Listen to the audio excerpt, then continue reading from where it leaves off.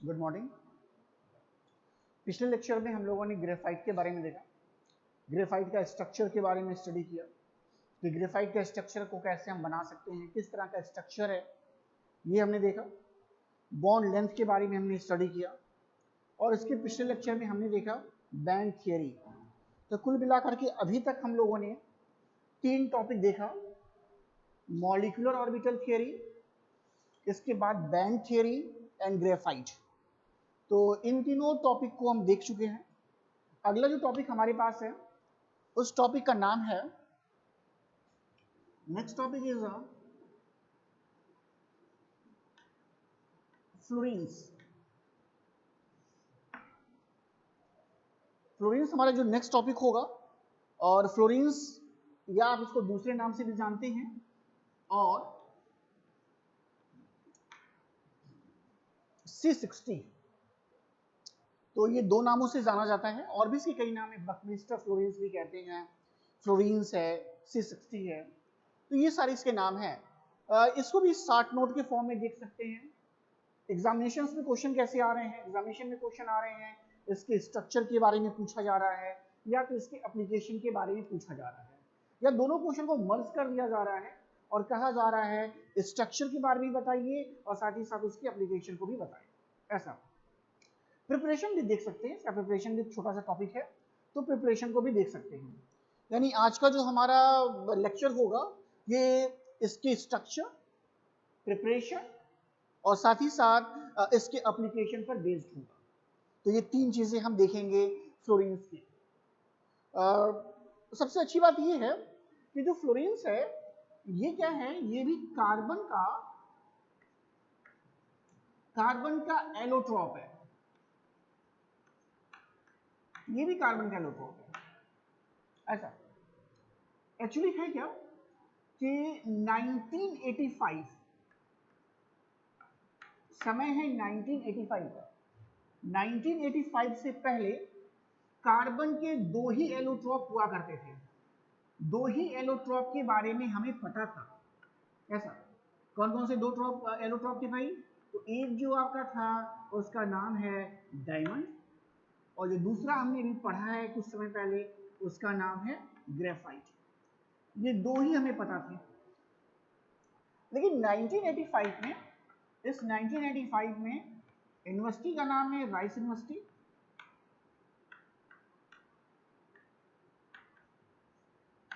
ये और वहां पर क्या चल रहा था, काफी इंटरेस्टिंग काम है, लेजर स्पेक्ट्रोस्कोपी पर एक्सपेरिमेंट चल रहा था।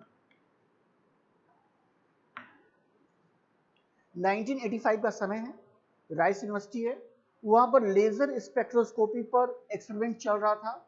उस एक्सपेरिमेंट के दौरान ही क्या हुआ है, इस फ्लोरीन्स की डिस्कवरी हुई है। ऐसा अक्सर कहते नहीं कि भाई खोजा कुछ जाता है निकल कुछ जाता है, तो ऐसे कुछ यहाँ पर भी है कि फोकस उस समय किस पर था, स्पेक्ट्रोस्कोपी, लेजर स्पेक्ट्रोस्कोपी पे काम चल रहा था। और फॉर्चुनेटली क्या हुआ, फ्लोरीन्स की डिस्कवरी हो गई। तो 3 साइंटिस्ट थे। 3 साइंटिस्ट कौन कौन थे, उन तीनों के नाम भी हमें ध्यान में रखना होता है कि वो तीनों साइंटिस्ट कौन कौन से थे। तो साइंटिस्ट के जो नाम है वो कौन कौन से हैं, तो पहला जो साइंटिस्ट है उनका नाम है रॉबर्ट कर्ल, CURL है, रॉबर्ट कर्ल। जो दूसरे साइंटिस्ट उनका नाम है H क्रोटो। ऐसा, और जो लास्ट है तीसरा रिचर्ड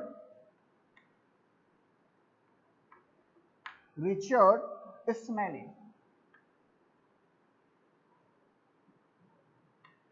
ये 3 साइंटिस्ट हैं। ऐसा, तो ये भी इंपॉर्टेंट है, इन तीनों साइंटिस्ट के नाम भी लिखने होते हैं। तो ये 3 साइंटिस्ट हैं जिन्होंने संयुक्त रूप से क्या किया है, इस फ्लोरीन्स की डिस्कवरी की हुई है। तो ये 3 साइंटिस्ट हैं और इस डिस्कवरी के लिए समय है 1996 का। 1996 में क्या मिला है, केमिस्ट्री की फील्ड में क्या मिला भाई, नोबेल प्राइज मिला है, नोबेल प्राइज। तो आप सोच सकते हैं कितनी बड़ी डिस्कवरी रही होगी। तो नोबेल प्राइज मिला है 1996 में केमिस्ट्री की फील्ड में इन तीनों साइंटिस्ट को, रॉबर्ट कर्न, एच क्रोटो एंड रिचर्ड स्मेली।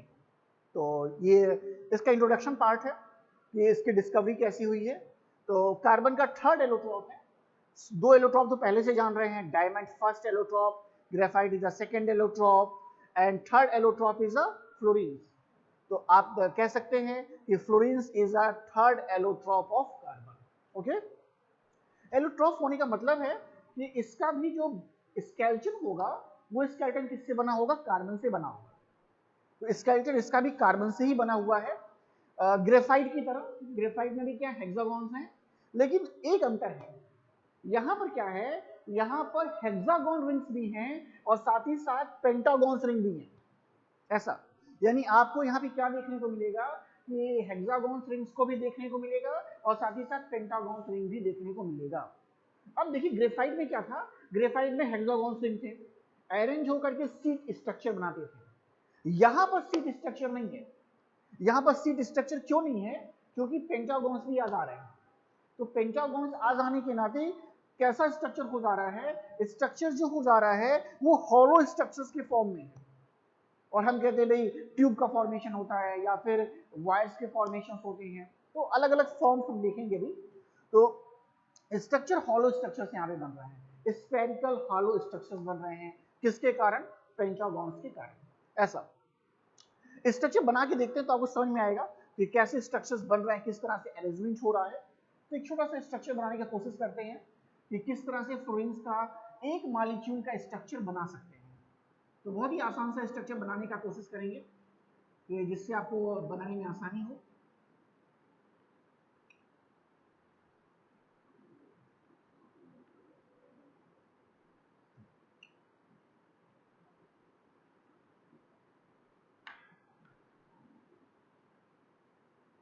इस तरह से हेक्सागोन एंड पेंटागॉन को हमें रखा हुआ है।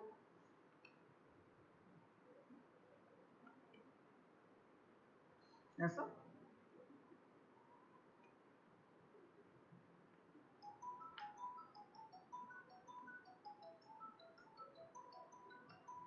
कुछ ऐसा, और इसको क्या करिए, राउंड अप कर लेते हैं।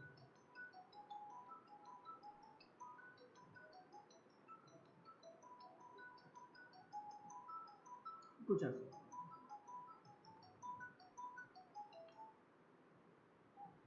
इस तरीके से ऐसे अगर राउंड अप कर लेंगे, राउंड अप कर लेंगे तो एक बॉल की तरह स्ट्रक्चर बन जाएगा, फुटबॉल की तरह स्ट्रक्चर बन जाएगा। और जितने भी कॉर्नर्स हैं उन सभी को कार्बन हमें बताना है, ये सभी कार्बन हैं। तो ये सभी कार्बन की पोजीशंस हैं। तो आप बहुत आसानी से बता सकते हैं कुछ ऐसा स्ट्रक्चर बना करके।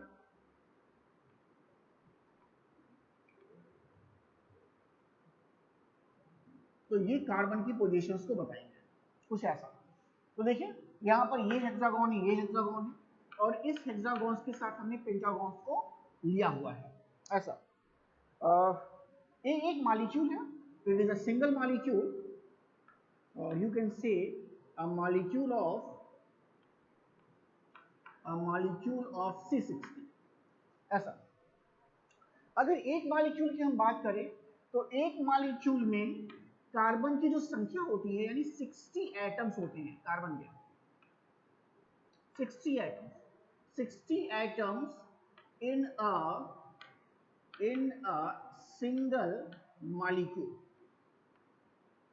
ये पहली खास बात है कि किसी भी फ्लोरीन्स के एक मॉलिक्यूल में कार्बन की जो टोटल संख्या होगी उसकी संख्या 60 एटम्स होंगी। और ये जो 60 एटम्स हैं, ये 60 एटम्स क्या कर रहे हैं, इस तरह से अरेंज हो रहे हैं कि दो तरह के स्ट्रक्चर्स बना रहे हैं। कैसे दो तरह के स्ट्रक्चर्स, तो पेंटागॉन्स एंड हेक्सागॉन्स बना रहे हैं। तो हेक्सागॉन के फॉर्म में अरेंज हो रहे हैं और साथ ही साथ किस फॉर्म में अरेंज हो रहे हैं, पेंटागॉन के फॉर्म में अरेंज हो रहे हैं। यानी हेक्सागोनल रिंग्स बना रहे हैं और पेंटागोनल रिंग्स बना रहे हैं। और ये रिंग्स ऐसी बन रही हैं कि कभी भी आपको ऐसा दिखाई देगा कि हेक्सागोन्स और पेंटागोन्स इस तरह से हैं कि एक मॉलिक्यूल बनाने के लिए कुल मिलाकर के 20 हेक्सागोन की आवश्यकता पड़ रही है, 20 हेक्सागोन और 12 पेंटागोन, ऐसा 12 पेंटागोन। ये यानी किसी भी एक सिंगल एटम को, सिंगल मॉलिक्यूल को बनाने के लिए 20 हेक्सागोन रिंग्स की आवश्यकता पड़ रही है और 12 पेंटागोन रिंग्स की आवश्यकता पड़ रही है, तब जाकर के एक क्या बन रहा है, एक मॉलिक्यूल बन रहा है C60 का। तो ये बात हमें क्लियर हो जानी चाहिए। साथ ही साथ आप स्ट्रक्चर से यहां देख सकते हैं कि आप स्ट्रक्चर से अगर देखना चाहें तो आप क्या कर सकते हैं, एक मॉलिक्यूल की बात हो रही है तो एक मॉलिक्यूल का फॉर्मेशन 20 हेक्सागोनल रिंग से है और 12 पेंटागोनल रिंग से हो रही है। तो ये बात भी क्लियर हो। और भी स्ट्रक्चर्स में कुछ बातें देख सकते हैं। क्या देख सकते हैं कि ये सारी की सारी कार्बन एटम्स हैं, ये कार्बन एटम्स की पोजीशंस हैं। ये क्या है भाई, कार्बन एटम, कार्बन एटम। तो आप क्या देखेंगे कि हर एक कार्बन जो होगा वो 1 2 3, आप किसी भी कार्बन को देखिए, आप किसी भी कार्बन को देखिए, इस कार्बन को देखें तो 1 2 3 ऐसा, इस कार्बन को देखें 1 2 3, तो हर एक कार्बन जो होगा वो अपनी नेबरिंग 3 कार्बन एटम से अटैच्ड है, ऐसा। तो हर एक कार्बन जो होगा ये क्या शो करेगा, हर एक कार्बन जो है वो sp2 हाइब्रिडाइजेशन शो करेगा, ऐसा। तो हर एक कार्बन जो है वो sp2 हाइब्रिडाइज्ड कार्बन एटम है। और ये क्या कर रहा है, इन 3 कार्बन एटम से क्या कर रहा है, सिग्मा बॉन्ड का फॉर्मेशन कर रहा है, ऐसा, सिग्मा बॉन्ड का फॉर्मेशन कर रहा है। और अब हर एक कार्बन के पास क्या है, हर एक कार्बन के पास अनहाइब्रिडाइज्ड क्या है भाई, 2pz ऑर्बिटल है, ऐसा। और ये जो अनहाइब्रिडाइज्ड 2pz ऑर्बिटल है ये क्या करता होगा भाई, ये पाई बॉन्ड के फॉर्मेशन में हेल्प करता है, ऐसा। यानी जो पाई बॉन्ड बनेगा इसमें वो 2p अनहाइब्रिडाइज्ड ऑर्बिटल्स के कारण बनता है।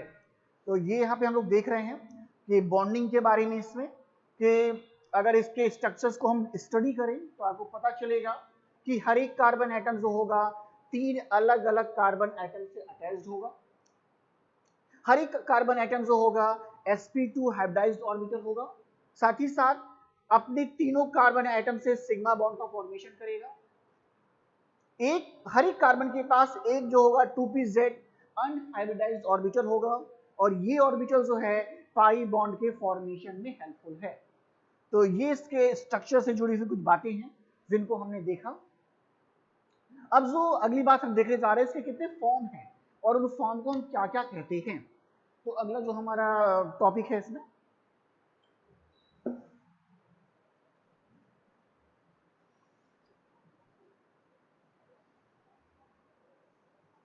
या टाइप्स ऑफ डिफरेंट फॉर्म या टाइप्स ऑफ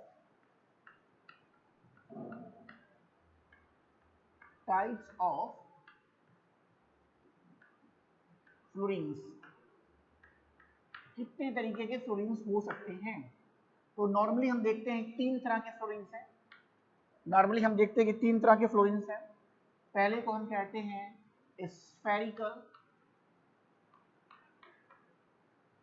स्फेरिकल फ्लोरीन्स, ऐसा। दूसरा जो टाइप हो सकता है वो क्या हो सकता है, सिलेंड्रिकल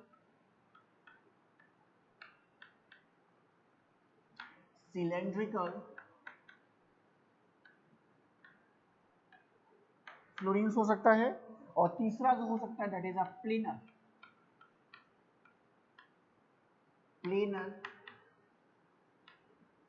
फ्लोरीन्स। ये 3 अलग अलग इसके फॉर्म हैं। स्फेरिकल फॉर्म में भी आपको दिखाई देगा, सिलेंड्रिकल फॉर्म में दिखाई देगा और प्लेनर फॉर्म में दिखाई देगा। स्फेरिकल फॉर्म की अगर हम बात करें तो स्फेरिकल फॉर्म को हम क्या कर रहे हैं, इसी को हम बकी बॉल के नाम से जान रहे हैं। तो स्फेरिकल फॉर्म अगर है तो this is also known as a bucky ball, ऐसा। तो बकी बॉल के फॉर्म में जो आपका फ्लोरीन्स है जिसे आप बकी बॉल का नाम देते हैं वो कौन सा आपका है, स्फेरिकल फ्लोरीन्स है। सिलेंड्रिकल सिलेंडर के फॉर्म में होगा, स्फेरिकल मतलब फुटबॉल के फॉर्म में जिसे आप बकी बॉल कहते हैं। सिलेंड्रिकल फ्लोरीन्स अगर है तो सिलेंडर की फॉर्म में है, जिसे आप क्या किस नाम से जानते हैं, जिसे आप कहते हैं कार्बन नैनो ट्यूब, यही कार्बन नैनो ट्यूब भी आप कहते हैं। तो कार्बन नैनो ट्यूब आप इसे कहते हैं,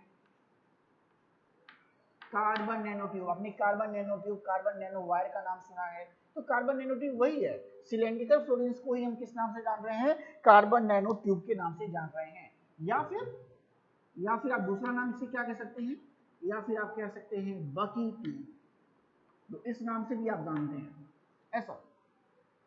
तो स्फेरिकल फ्लोरीन्स स्फीयर फॉर्म में होगा, तो उसे आप किस नाम से जान रहे हैं, बकी बॉल के नाम से जान रहे हैं। फुटबॉल की तरह, सॉकर बॉल की तरह शेप होता है। सिलेंड्रिकल फ्लोरीन्स है तो कार्बन नैनो ट्यूब के नाम से भी जानते हैं, या इसे आप कहते हैं बकी ट्यूब भी कहते हैं। अगर प्लेनर फ्लोरीन्स है तो प्लेनर फ्लोरीन्स का सबसे अच्छा एग्जांपल आप किस नाम से जानते हैं, ग्रेफीन। ग्रेफीन, आप ग्रेफीन के नाम से भी जानते हैं, प्लेनर फ्लोरीन्स है। तो ग्रेफीन जो है प्लेनर फ्लोरीन का एग्जांपल है। इस तरीके से तीन फॉर्म इसके हम देख रहे हैं, तीन टाइप देख रहे हैं, स्फेरिकल, सिलेंड्रिकल एंड प्लेनर, और उनके अलग अलग नाम भी देख रहे हैं। Spherical fluorines is also called as a buckyball. Cylindrical fluorines you can say carbon nanotube or bucky tube, and third one is the planar fluorines or you can say graphene. तो ये तीन अलग अलग इसके नाम होंगे, तो ये इसके अलग अलग फॉर्म है। तो अभी तक हमने स्ट्रक्चर को डिस्क्राइब किया, स्ट्रक्चर के बाद इसके डिफरेंट फॉर्म को देखा और इंट्रोडक्शन भी देखा। अब इसके बाद इसका प्रिपरेशन देखते हैं, कैसे इसे बनाया जा सकता है। तो अगर हम प्रिपरेशन की बात कर रहे हैं तो next topic is the preparation.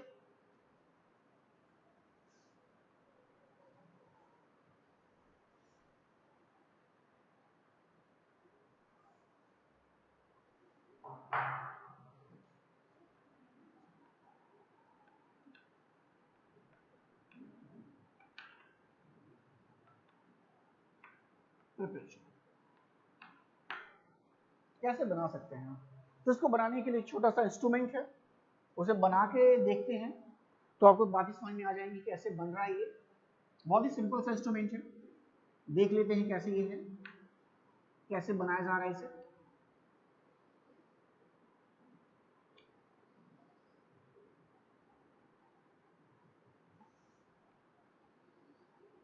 Instrument को देख ही रहेंगे तो आपको बातें समझ में आएंगी।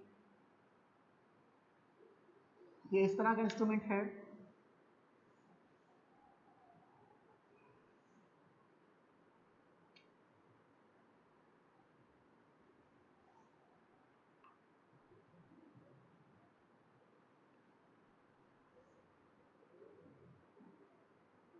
ये नीडल की तरह सेव करिएगा इसे, ऐसा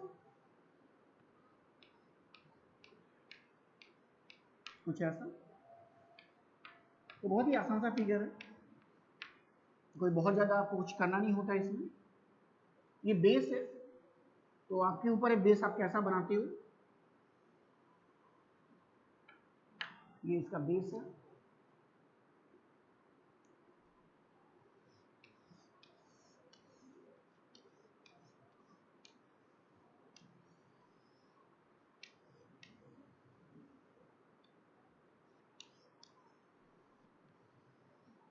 ऐसा। ये इलेक्ट्रोड है, इसका नाम लिख दीजिए, ये इलेक्ट्रोड है, ये इलेक्ट्रोड है, ये भी इलेक्ट्रोड है, और ये जो है ग्रेफाइट की निडल है ये, और ये ग्रेफाइट का बेस है, ग्रेफाइट बेस, ग्रेफाइट बेस है ऐसा।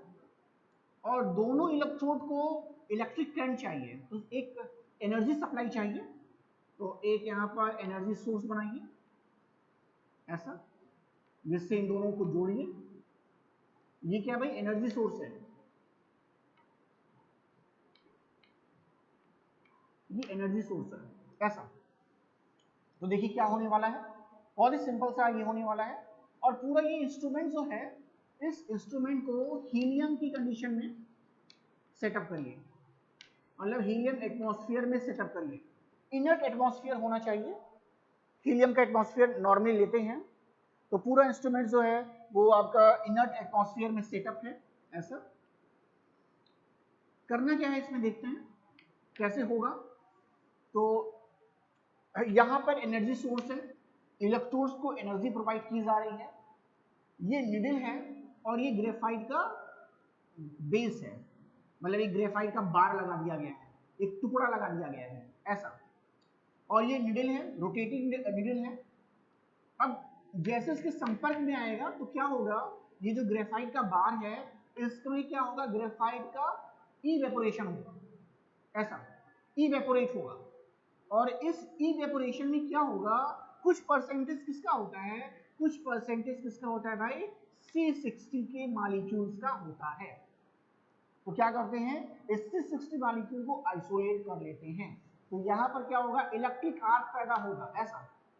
ये क्या है भाई, इलेक्ट्रिक आर्क है।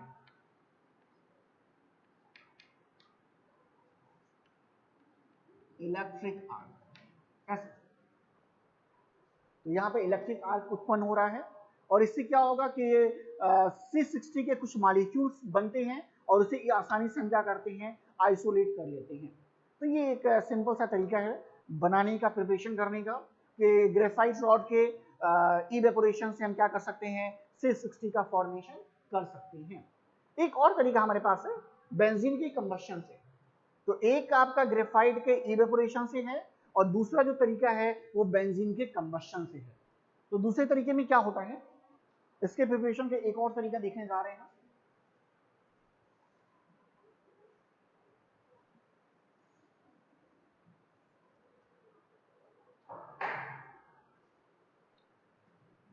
दूसरा प्रिपरेशन का तरीका, सेकंड, क्या देखने जा रहे हैं, इसमें क्या होगा, बेंजीन का कंबशन होने वाला है।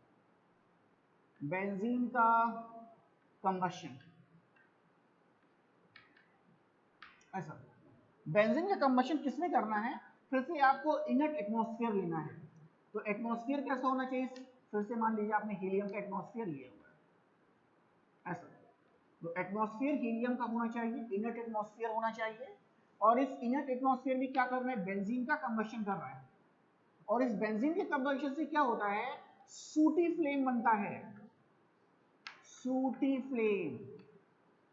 अब सूटी वर्ड हो सके आपके लिए नया हो, तो सूटी फ्लेम का मतलब क्या होता है भाई, इसका मतलब होता है कि धुएं युक्त लौ, मतलब ऐसी लौ हो जिसमें धुआं भी हो ऐसा, मतलब क्या हो, धुएं के साथ लौ बनती हो, इस तरीके से अगर हो तो उसे हम कहते हैं सूटी फ्लेम। तो जब आप बेंजीन का कंबशन इनर्ट एटमॉस्फेयर में कर रहे हैं तो क्या हो रहा है, सूटी फ्लेम का फॉर्मेशन हो रहा है। अब इस सूटी फ्लेम में क्या है, इस सूटी फ्लेम में कुछ परसेंटेज किसका होता है, C60 का होता है ऐसा। तो कुछ परसेंटेज C60 का होता है जिसे फिर से क्या करते हैं, आइसोलेट कर लेते हैं, अलग अलग टेक्निक्स लगा करके इसको आइसोलेशन कर लेते हैं। तो ये सिंपल दो मेथड हमारे पास है जिसकी सहायता से क्या करते हैं, जिसकी सहायता से हम बनाते हैं क्या चीज, फ्लोरीन्स का प्रिपरेशन करते हैं। पहला तरीका कौन सा है, पहला तरीका है आपका ग्रेफाइट रॉड का क्या करना है, ग्रेफाइट रॉड का इवेपोरेशन करना है, इलेक्ट्रिक आर्क बनता है और उस इवेपोरेशन करने के बाद जो भी ये फ्यूम बनता होगा, उस फ्यूम में क्या होगा, स्मॉल परसेंटेज किसका पाया जाता है, C60 का भी पाया जाता है। तो वहां से भी इसको हम लोग अलग कर लेते हैं। और दूसरा तरीका कौन सा है, दूसरा तरीका है बेंजीन के कंबशन का। बेंजीन का कंबशन हो रहा है इनर्ट एटमॉस्फेयर में, सूटी फ्लेम बन रहा है और उस सूटी फ्लेम में क्या है, C60 के मिक्सचर्स पाए जाते हैं, उस मिक्सचर्स को क्या करते हैं, आइसोलेट कर लेते हैं। तो ये दो तरीके हमारे होंगे प्रिपरेशन के, जिनकी सहायता से हम क्या कर सकते हैं, फ्लोरीन्स का प्रिपरेशन कर सकते हैं। तो ये दो चीजें हमने देखा। तीसरी बात क्या है, तीसरी खास बात इसमें देखनी क्या है, इसका एप्लीकेशन पोर्शन। तो इसके एप्लीकेशन पोर्शन को देखने जा रहे हैं। एप्लीकेशन पोर्शन को देखने से पहले इस बात का ध्यान दें कि 1996 में नोबेल प्राइज मिला हुआ है।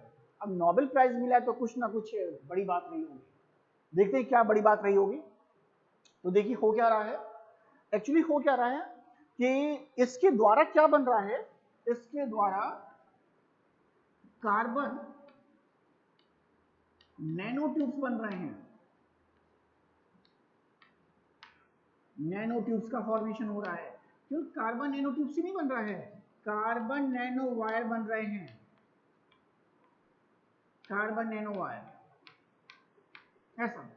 तो अब क्या हो रहा है, जो भी इलेक्ट्रॉनिक इंस्ट्रूमेंट्स हैं, जैसे आप देखें 90s के दशक में देखें आप, कैसे थे आपके इलेक्ट्रॉनिक इंस्ट्रूमेंट्स। आपके घर पे टीवी रखी थी तो कितनी बड़ी टीवी थी, खूब बड़ी सी टीवी थी।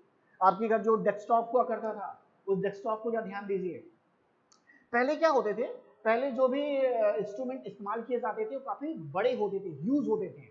लेकिन अब देखिए, अब एक चेंज आ गया है, एक रिवोल्यूशन आ गया है। उसमें क्या हुआ है कि अब जो भी इंस्ट्रूमेंट है, चाहे आपकी टीवी हो, चाहे रेफ्रिजरेटर हो, चाहे आपका लैपटॉप हो, चाहे आपका मोबाइल फोन है, सब देखिए कॉम्पैक्ट हो गए, सब छोटे हो गए। इसके पीछे किसका हाथ है, इसके पीछे हाथ किसका है, इस नैनो ट्यूब और नैनो वायर का है। तो ये नैनो ट्यूब नैनो वायर ने क्या किया है कि सारी चीजों को क्या किया, कॉम्पैक्ट कर दिया। तो सारी चीजें किस फॉर्म में आ गई हैं, नैनो फॉर्म में आ गई हैं। तो एक बहुत बड़ा चेंज आपको देखने को मिला है। और इस चेंज को, ये जो चेंज हो रहा है, ये किसके नाते हो रहा है, इस फ्लोरेंस के कारण हो रहा है ऐसा। इस डिस्कवरी के नाते क्या मिला हुआ है, नोबेल प्राइज मिला हुआ है। तो अगर एप्लीकेशन की बात करें तो उस एप्लीकेशन में इन दो चीज को हमें शामिल करना होता है। यानी हम ये कहते हैं कि फ्लोरेंस का जो मुख्य रूप से एप्लीकेशन है वो carbon nano tube and carbon nano wire के फॉर्मेशन में है। कार्बन नैनो ट्यूब्स होते हैं, ये बेसिकली क्या है,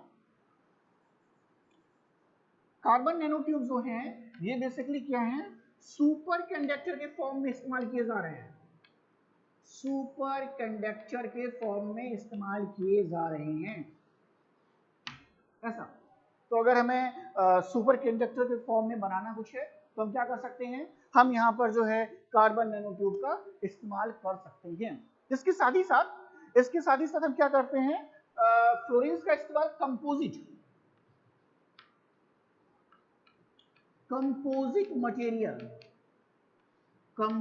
मटेरियल के फॉर्मेशन में भी करते हैं।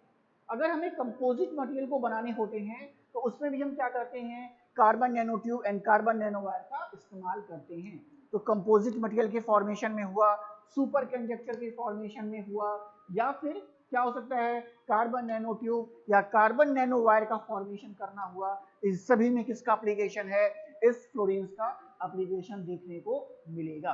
तो इस तरीके से हम क्या कर सकते हैं, एक अच्छा खासा नोट बना सकते हैं किसके ऊपर, इस फ्लोरीन के ऊपर।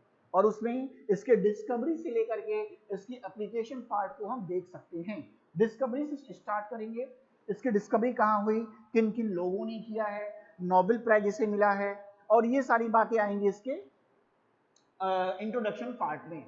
फिर इसके एक फिगर की सहायता से हम क्या कर सकते हैं, इसके स्ट्रक्चर को ड्रॉ कर सकते हैं। स्ट्रक्चर की ड्रॉ करने के बाद उसके कार्बन के बारे में बता सकते हैं, हेक्सागोन पेंटागोन्स के बारे में बता सकते हैं, इसके डिफरेंट फॉर्म के बारे में बता सकते हैं, प्रिपरेशन देख सकते हैं, और लास्ट में इसके एप्लीकेशन पोर्शन को भी बताया जा सकता है। तो इस तरीके से अगर हम देखें तो ये फ्लोरेंस का भी एक पोर्शन जो ये खत्म हो रहा है। नेक्स्ट टॉपिक जो हम देखेंगे वो लिक्विड क्रिस्टल होगा, और इस लिक्विड क्रिस्टल को अगले टर्म में हम लोग देखने जा रहे हैं। तो आज के लिए इतना ही है, एंड जब नेक्स्ट टाइम में हम लोग मिलेंगे तो लिक्विड क्रिस्टल को भी देखा जाएगा। Okay, thank you.